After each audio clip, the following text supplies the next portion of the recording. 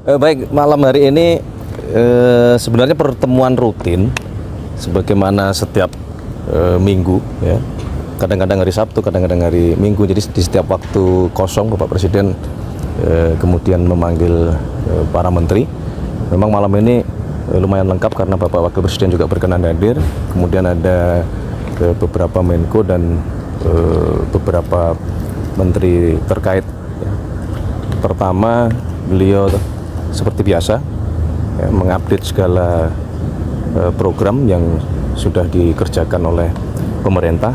Tetapi memang terus terang malam hari ini tadi ada beberapa hal yang dibahas secara khusus. Salah satunya mengenai sistem keuangan dan sistem perbankan kita, termasuk tadi membahas mengenai hasil dari peraturan pemerintah yang kita keluarkan berkenaan dengan masalah devisa hasil ekspor gitu. Salah satunya. Itu DHE-nya udah diterbitin berarti ya, Mas? Sudah berlaku mulai bulan Maret. Jadi tadi membahas untuk melakukan evaluasi sejauh mana efektivitas dan dampak terhadap diberlakukannya DHE. Kalau sejauh ini laporan dari Bapak yang terkait, menteri-menteri terkait, apakah itu pengusaha-pengusaha itu sudah menaruh uangnya di sini, Mas, dengan aturan yang baru? Sudah, tetapi memang perlu juga terus kita pelajari ya, karena dari yang sudah kita terapkan hasilnya belum cukup menggembirakan itu. Makanya tadi salah satu pembahasan kita terutama di bidang ekonomi untuk malam hari ini. Ada kendala tersendiri kah, Mas, yang disampaikan tadi? Mengenai? Dari hal itu, maksudnya dari pengusaha-pengusaha itu apa masih ada celah yang memungkinkan mereka untuk membawa itu keluar? Ya, masih ada beberapa yang memungkinkan devisa kita belum seoptimal yang kita harapkan. Makanya itu yang diminta untuk segera untuk dipelajari kembali.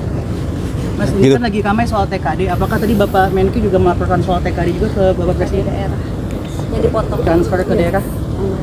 Untuk malam ini tidak membahas masalah TKD karena kan memang beberapa kali juga sudah disampaikan penjelasan dari Kementerian Keuangan. Kemudian juga beberapa hari yang lalu beberapa kepala daerah juga sudah diterima beraudiensi dengan Menteri Keuangan ya, saling berkoordinasi untuk diberikan penjelasan mengenai masalah TKD ini. Ini kehadirannya Mas Gibran, apakah ada ngomongin soal percepatan pembangunan Papua juga nggak sih, Mas? Yang kemarin juga baru dibentukkan, ada obrolan itu juga nggak? Hanya sedikit. Jadi setelah itu diminta untuk kemarin tim komite eksekutif yang sudah dilantik oleh Bapak Presiden untuk segera melakukan rapat koordinasi ya, supaya sesegera mungkin dapat melaksanakan pekerjaan untuk membantu badan pengarah percepatan pembangunan otonomi khusus Papua. Mas, terkait dengan WUS ini tadi dibahas juga nggak sih, Mas? Kan soal Menko kan juga bilang soal WUS itu kan menolak untuk bayar pakai APBN, Mas. Tadi apakah sempat dibahas juga apa enggak, Mas? Malam ini tidak sempat. WUS bukan salah satu pembahasan malam ini.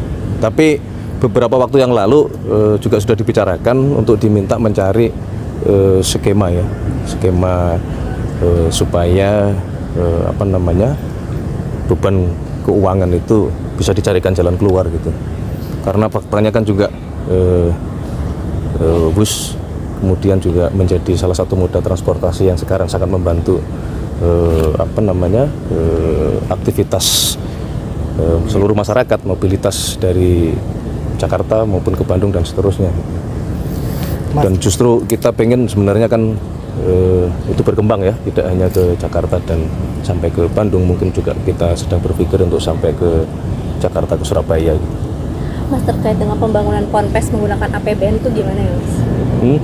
Yang diarahkannya kan menjadi APBN gitu untuk renovasi lagi ya, pembangunan lagi. Kemarin. Ya, pasca kejadian kemarin kan kemudian muncul beberapa pemikiran ya. Salah satunya adalah tadi mungkinkah pembangunan pondok pesantren itu bersumber dari pembiayaan dari APBN, tapi memang semua sedang kita pelajari ya, karena kan itu berkaitan dengan masalah jumlah, kemudian juga berkaitan dengan masalah perkembangan, apakah kemudian pondok pesantren yang sekarang eksis yang menjadi prioritas, ataukah ke depan misalnya ada pembangunan pondok-pondok yang baru. Nah, itu sedang dicoba dipelajari ya. Yang penting adalah pasca kejadian kemarin Bapak Presiden memerintahkan kepada kita semua untuk sekali lagi melakukan pendataan, menginventarisir, terutama yang berkenaan dengan masalah keselamatan itu harus menjadi prioritas utama gitu.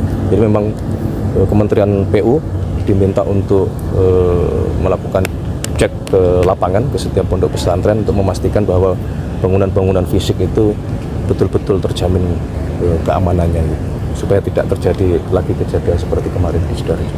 Mas, infonya kan Bapak Presiden tengah malam ini akan bertolak ke Mesir, itu apakah betul Mas untuk menghadiri KTT soal Gaza Mas? Summit proposal itu. Ya, jadi malam hari ini selain memang rutin Bapak Presiden setiap minggu mengadakan rapat koordinasi dengan menteri-menteri terkait, juga malam hari ini tadi Bapak Presiden menyampaikan kepada kita semua bahwa kemarin secara khusus beliau mendapatkan undangan, memang juga agak mendadak kalau dari sisi waktu, tetapi bahwa undangan tersebut betul-betul memohon kesediaan kehadiran dari Bapak Presiden Prabowo, karena itu bagian dari kelanjutan perundingan yang semoga insya Allah itu bisa membawa perdamaian di Palestina dan terutama di Gaza gitu. Jadi tadi Bapak Presiden menyampaikan kepada kita semua bahwa untuk menjaga hubungan baik, dan itu bagian juga dari ikhtiar kita selama ini, maka Bapak Presiden memutuskan untuk menghadiri undangan tersebut gitu. Agendanya apa aja sih Mas? Apakah hanya diskusi aja atau nanti akan ada penandatanganan perjanjian kesepakatan itu gitu Mas? Secara detail kita tadi belum mendapatkan update, baik terutama juga dari Bapak Menlu, karena kadang ada pertemuan itu yang sifatnya terbuka, juga ada juga pertemuan yang kadang-kadang sifatnya tertutup gitu. Apakah ada kemungkinan Pak Presiden akan menawarkan kembali 20.000 pasukan perdamaian ke Gaza itu Mas, yang sudah disampaikan juga di panggung PBB Mas? Menurut kami kalau memang kemudian terjadi kesepakatan yang konstruktif, ya, tidak menutup kemungkinan arahnya akan ke sana. Tadi Bapak Presiden juga menyampaikan hal tersebut, bahwa kalau memang kemudian tercapai kesepakatan ke arah yang baik, dalam artian terjadi perdamaian, dan kemudian salah satu konsekuensinya adalah kita Indonesia diminta untuk ikut serta membantu mengirimkan pasukan perdamaian. Nah, tadi juga dibahas dan diminta kepada tadi alhamdulillah yang hadir adalah Wakil Panglima TNI untuk juga mulai mempersiapkan diri. Manakala dibutuhkan kita sudah siap. Mas, soal pergantian Kepala Badan Pangan Nasional itu pertimbangannya apa Mas? Ya, jadi begini. Yang pertama, bahwa sebenarnya fungsi dari tugas Badan Pangan itu kan dulu memang ada di Kementerian Pertanian gitu, dan karena Mas Arief sedang ingin kita tugaskan di tempat yang lain, maka kemudian fungsi itu langsung dijabat oleh Menteri Pertanian. Ini tidak ada masalah, karena selama ini juga Menteri Pertanian dengan Bappenas selalu berjalan beriringan. Mas, tapi ada ini juga nggak sih catatan juga atau misalnya perhatian juga terkait dengan temuan yang mutu beras turun itu karena lama tersimpan di gudang gitu. Itu kemarin disampaikan juga sama Pak Amran ke Pak Presiden.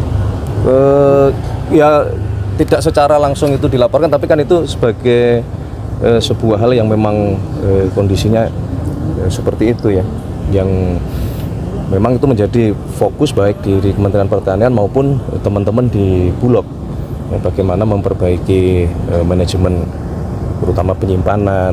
Kemudian juga perlu kita sadari bahwa gudang-gudang kita juga beberapa pada kondisi yang memang perlu perbaikan gitu, termasuk penambahan pembangunan gudang baru yang kita rencanakan ada di kurang lebih di 100 tempat, oleh karena alhamdulillah panen kita terutama beras ya, padi itu meningkat, dan akhir tahun ini akan memasuki kembali masa panen.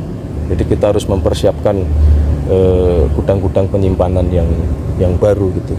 Termasuk teman-teman TNI maupun Polri juga diminta untuk membuat gudang-gudang inovasi lah, termasuk kami juga berkoordinasi dengan Mendagri ya, untuk kemudian berkoordinasi sampai ke level kepala desa ya, di mana sentra-sentra penghasil pangan untuk kita galakkan kembali seperti dulu. Kita harus punya lumbung pangan atau lumbung padi di setiap desa masing-masing sehingga kita betul-betul mandiri pangan. Mas, ada usulan dari Komisi 4 supaya Bulog ini statusnya dinaikkan menjadi KL gitu, bukan Perum lagi. Nanti kita kaji ya, nanti kita kaji dulu ya. Yang pasti adalah Bulog terus kita perbaiki, dan alhamdulillah kan kemarin dalam sejarah salah satu pencapaian yang tertinggi serapan dari Bulog, dan minggu lalu juga sudah diputuskan bahwa Bulog diberi tambahan pendanaan supaya mengantisipasi kalau produksi kita melimpah baik beras maupun jagung, supaya itu juga bisa diserap oleh Bulog. Intinya adalah kita betul-betul mari semua kita kerja keras untuk memastikan yang paling utama adalah pangan dulu. Ya, kalau pangan kita aman, perut aman, selebihnya insya Allah aman.